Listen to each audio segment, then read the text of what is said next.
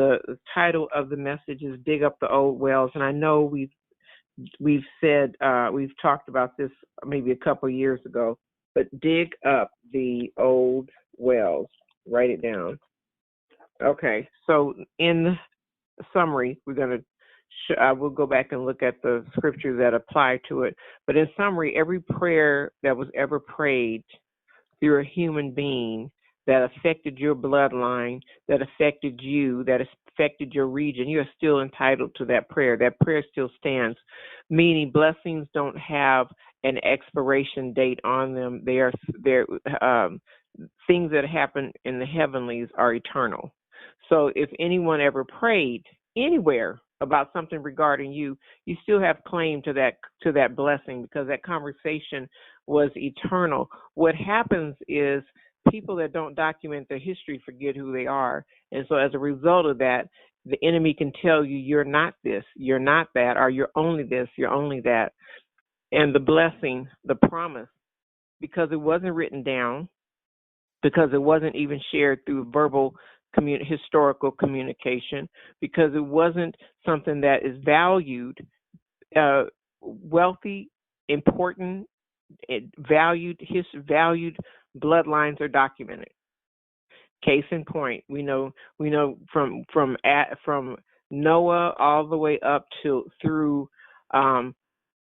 through Abraham all the way up through Jesse, Mary, etc. We know Jesus' bloodline, and we know, and God knows the bloodline of everybody. He also knows the prayers that were prayed by everybody. There are people in your that had relationship with the Lord that you don't even know their names, who prayed over you, not even knowing who your name was. You are entitled to that. So you want to go back and dig up the old wells, the blessings that were already established before you start praying some new prayers. Claim the ones that were already prayed. And the reason I'm saying that is we're going to pray about that today, but generically, people prayed over you before you were born. People have prayed over you and the bloodline, how you came to be, how you dropped into the earth realm. This was already understood before it happened. You didn't just fall off a tree. There's some purpose attached to your breathing. There's a reason as to why this bloodline and that one came together and that one came together to create that unique creature that you happen to be. But there's a purpose. So it's not to be wasted. And this, sometimes when we get on a job at 8 to 5 and we start doing that little hamster treadmill, we just forget because that job will go, it's one of the quickest ways to realize how to add value and to make your life count is to see how quickly people heal and keep moving when somebody has passed. They literally will have, they have the funeral, they have the wake and all the repast and all that good stuff. And then within a couple weeks, outside of the immediate family, they keep it going. They just pull out the next set of plans, clear off your desk, and you'll be surprised. They put your desk in one box and hand it to your family, put somebody else there, and everything keeps on going. The thing that you have just forsaken some important things to prioritize keeps on going. And so you have to it's the only one that God knows the plans he gave you and the plans he had for you. He is the one that will say, well, I promised this to Annie, I promised this to Joanne, I promised this to Bill or whomever, I promised these things to them. And for that reason, I'm going to bless their bloodline because I had a relationship with them. So you see, there's some people that had relationships with God in your bloodline, but you have a claim to that blessing. Just like when David said, is there anybody in the house of Jonathan that I can bless?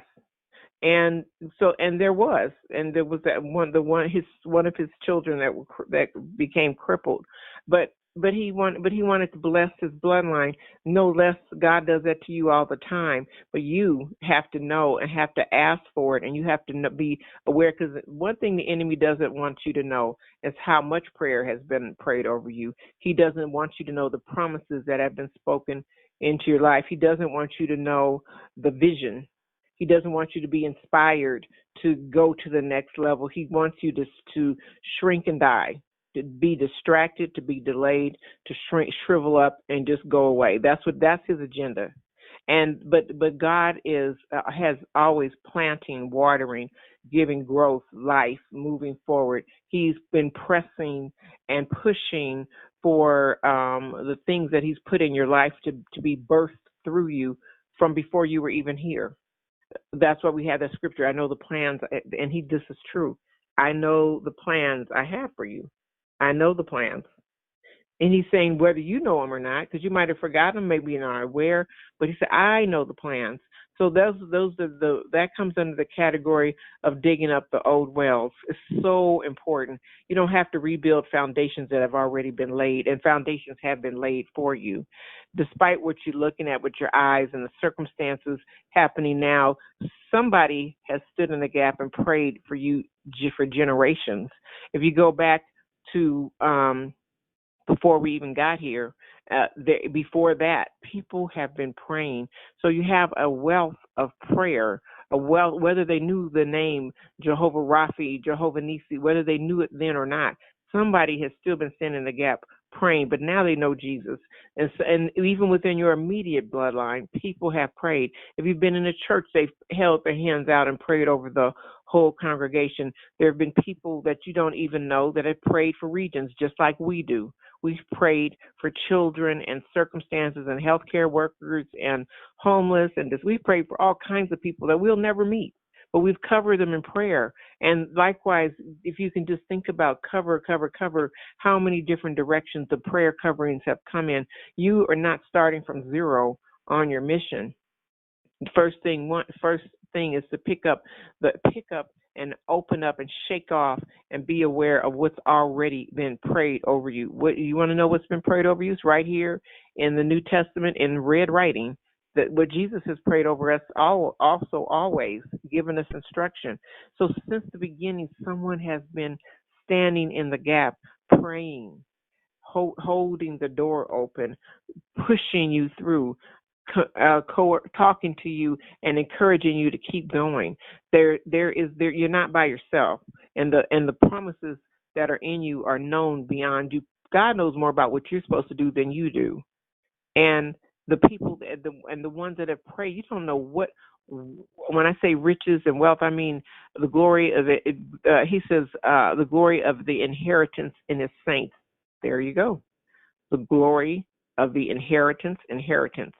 That's before you were here, before they were here, generation beforehand. The promises, there have been promises laid on your life from Calvary that you have a right to walk into, to claim, to ask for. So you're not starting from scratch and you're not starting from zero. There are warehouses of blessings that you have access to. You have to just, when we talk about bringing it forth and calling it forth, when Jesus was taking a nap at the bottom of the ship, and they were all panicky because of the storm, but the real deal is there was a misunderstanding of the inheritance of the ability that they had with the Word of God, the faith. They could have said, "Peace be still," but they didn't. And that's what he was saying, ye of little faith, because you apparently, AKA, you have the ability to stop that, and you didn't. I mean, you inherited the right to speak to the wind, but you did not. There's an inheritance we have to be aware of. Who and what does that fall back on? Who are you really? Who are you? Do I know who I am? Have I looked through enough of this word to glean what part is my inheritance that identifies me? What part do I fall into?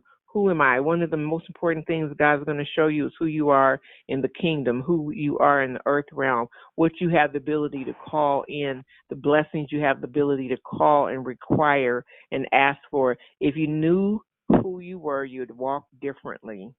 You would speak differently. If you knew who you were, if you knew the inheritance that is given to you, if you knew the call and the potential on your life, not looking at the temporal the where you went to elementary school and junior high and what college you went to, not the things that happened. And some of us are actually just looking at the things that happened in your lifetime, and then you look at your parents and you can what's right or wrong with them, and that's as far as it goes. But there's some that you can go back a little further.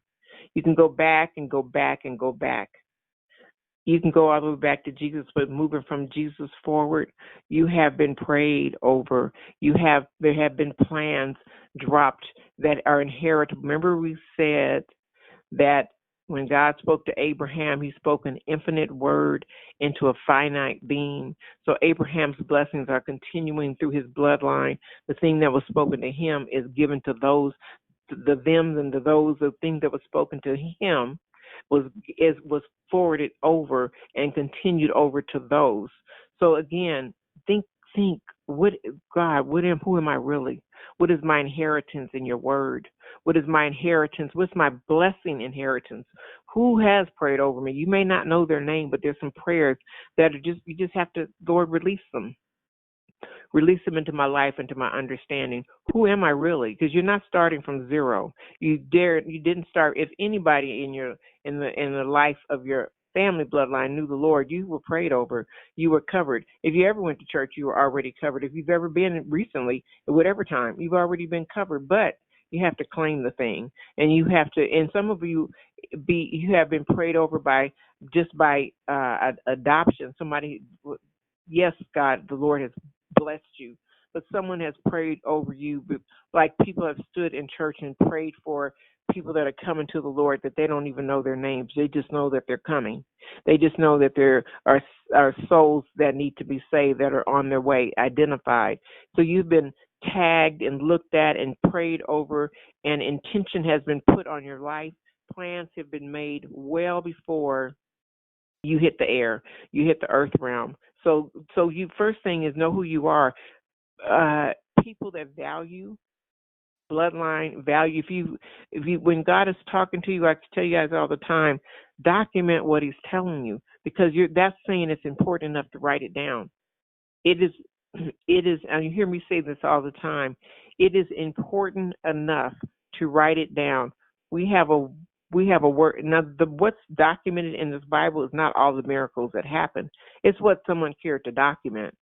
And likewise, you have a bloodline, you have a journal, you have a prayer journal, you have a history, you have a relationship with God. If that relationship is important, then what's today? May 26th. May 26th, da-da-da, time, da-da-da. The Lord said, da-da-da-da-da. Whatever the date is, date and time, the Lord said such and such. The Lord answered this prayer. The Lord did this. The Lord did that. You start documenting and writing it down like it means something to you. The people that you're praying over, writing their names down like they mean something, then you're going to start to get something, because it's not subjected to your temporary memory, but you've written it. You start writing it down. Make it, share the miracles of what God has done for you. Doing that, calling it to remembrance, adds power and momentum to what God has said. Use that word, to what God has told you to do. Because from a long time before you got here, there was something already rolling down. There was something already happening. The blessings have been coming. That you have to, and if you don't know how to call it out, how to ask for it, Lord, send me what already has been prayed over me, and then you add to it. But it's something already been stored up in heaven with your name on it before you even got here. And you need to know what that is. Your inheritance. The prayer and the blessing inheritance that's already been prayed over you. You need to know that. Okay, so we're getting ready to go over here to the scriptures. Let's see it right here. Genesis chapter 26. And we're going to start with Lori, Jackie, Gloria, Elodia. And then we're going to go back, and I'm going to tell you, we're going to pray a prayer over, each one of us are going to pray. We're going to pray over you, the inheritance part, because when you come out of a government, like in England, where you have a queen or a king or some royalty, you would have a better understanding of what inheritance means. But because we're in a democracy, everything is like temporary. It's all revolving around you and your last 50 years or whatever, however long you've been here. Your very short history. Um, I remember talking. I don't know if I told you guys this, but when I was at a restaurant in Italy, and it gives you some perspective. They were having a whiskey tasting, um, uh, whatever they call it, seminar or whatever, but in one of the back rooms in this very small, well, it seems small to me, restaurant. And the lady, when she came out, she said, "We have whiskey older than your country." And that put a perspective on who I was, America, because Italy, Rome, all that's been before the time of Jesus. It was well established before he even got here. So when she said we have whiskey older than your country, she's telling the truth, and that puts some perspective on who are you. So when you think about America and how temporary and temporal we function as a young country, we function that way. We are making mistakes like a young country. We're making mistakes like we talked about yesterday. Excuse me. We're making village mentality mistakes. But something that is planning to be here for centuries, has been here for centuries and plans to be here for centuries more. They've documented a history, and you have an inheritance, a heavenly inheritance that you can call on. You don't have to worry about you don't have to pray you don't have to actually, you wouldn't have to pray no new prayers if you just knew what the old ones were and could pray them. And wouldn't that be nice if someone had documented what they prayed over you? But you can document moving forward what you've prayed over your children, your grandchildren, friends and family, and territories and regions. If you want them to, it's very important. And then when God answers it, it's very important. So the documented answered prayer is far more powerful than something that happens and then everybody forgets about it in short order and never brings it back up. And then we've forgotten more than we can even remember of what he's already done.